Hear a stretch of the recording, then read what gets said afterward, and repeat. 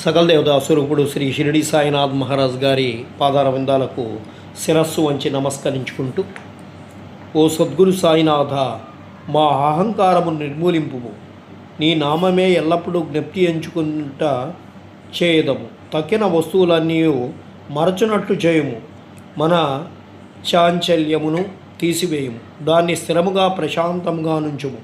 నీవు మమ్మల్ని గట్టిగా పట్టుకొన్నచో మా అజ్ఞానాంధకారము నిష్క్రమించును.